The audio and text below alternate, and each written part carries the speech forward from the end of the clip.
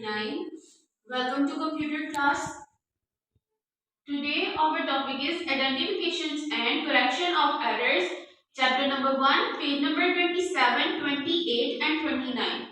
Okay girls and boys, ये जो तीन टॉपिक हैं ये आपके फर्स्ट चैप्टर के बिल्कुल लास्ट वाले टॉपिक्स हैं और बिल्कुल ये माइनर हैं।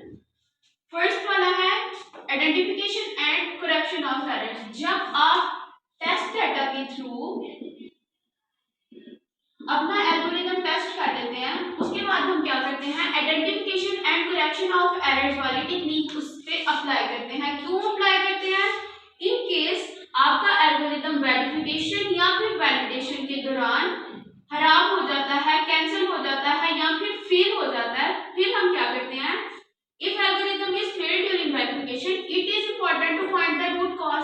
फिर हम क्या करते हैं आइडेंटिफिकेशन और करेक्शन ऑफ एरर्स की मदद से हम चेक करते हैं कि उसका रूट कॉज क्या है, मतलब कौन सी ऐसी वजह है जिसकी वजह से आपका एल्गोरिथम फेल हुआ, या फिर कौन सा ऐसा स्टेप है या फिर कहां पे आपने लॉजिक गलत लगाया है। सेकंड पॉइंट इसमें क्या होता है, some time it is a logical error. अच्छा, अब लॉजिकल एरर क्या होता है? लॉजिकल एरर होता है कि आपका एल्गोरिथम सही से वर्क कर रहा है, वो आपको रिजल्ट दे रहा है लेकिन वो आपको वो रिजल्ट नहीं दे रहा जो रिजल्ट आपको चाहिए। फॉर एग्जांपल यहाँ पे आपकी बुक में एक एग्जांपल दी हुई है, डिस्प्ले ग्रेटर नंबर। आपको क्या चाहिए? आपने एल्गोरिथम बनाया कि आपने ग्रेटर नंबर डिस्प्ले करना है और उसमें आपने ये इनपुट दी। अभी आपको नंबर तो शो कर देगा लेकिन वो आपको ग्रेटर नंबर नहीं, कौन सा नंबर शो करेगा? स्मॉलेस्ट नंबर शो करेगा। क्यों? क्योंकि आपने यहाँ पे ग्रेटर की जगह स्मॉलर की सिंबल यूज की हुई है। ये होता है लॉजिकल एरर कि रिजल्ट तो आपको दिया जा रहा है लेकिन वो रिजल्ट नहीं दिया जा रहा जो कि आपका डिजायर्ड रिजल्ट है।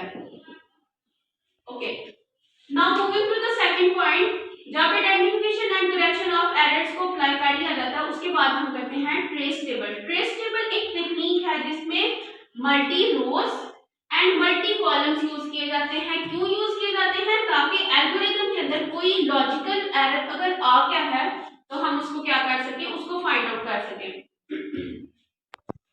देखिए ये एक ट्रेस टेबल की टेक्निक की एक एग्जांपल है। इसमें मल्टी रोज और मल्टी कॉलम्स दिए जाते हैं।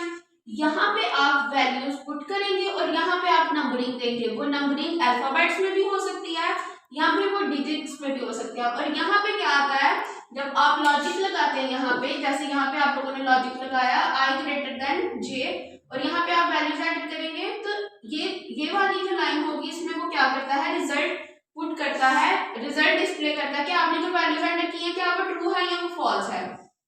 ओके, अब third and the last topic of chapter 1, using invalid data for testing.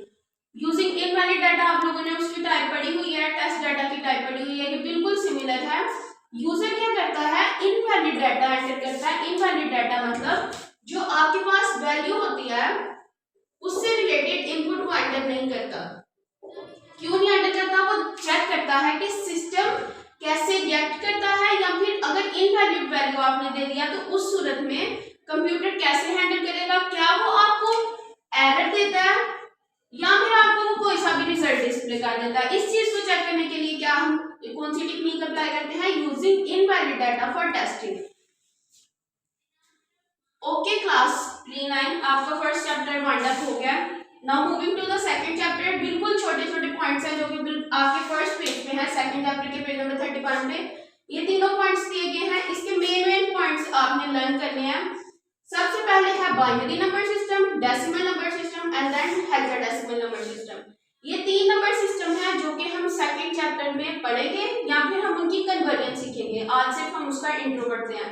सबसे पहले है binary number system. Binary number system की बेस होती है 2 और इसकी बेस 2 क्यों होती है? क्योंकि ये नंबर सिर्फ वंस एंड जीरोस पे कंसिस्ट करते हैं और जब आप ये नंबर लिखते हैं तो उसमें 1 और 0 के अलावा कोई भी वैल्यू आप एंटर नहीं कर सकते और उसकी ऑलवेज बेस क्या होती है, 2 होती है। उसके बाद सेकंड है decimal. Decimal number system most use number system है और ये आपकी डेली लाइफ में भी यूज किया जाता है। इसकी बेस होती है 10 और इसकी रेंज क्या होती है, 0 से लेके 9 तक। ओके, अब ये सवाल पैदा होता है कि जब हमने सिंगल नंबर सिस्टम तो हमने यूज कर लिया लेकिन जब डबल वैल्यूज एंटर करनी है, फॉर फॉर एग्जाम्पल 1 2। तो अब आप इसको 1 2 पढ़ेंगे या 12 पढ़ेंगे, क्योंकि ना तो बाइनरी नंबर सिस्टम में 12 नंबर है और ना ही डेसिमल नंबर सिस्टम में 12 नंबर है। इस चीज को ओवरकम करने के लिए कौन सा नंबर सिस्टम इंट्रोड्यूस करवाया गया? Hexadecimal number system.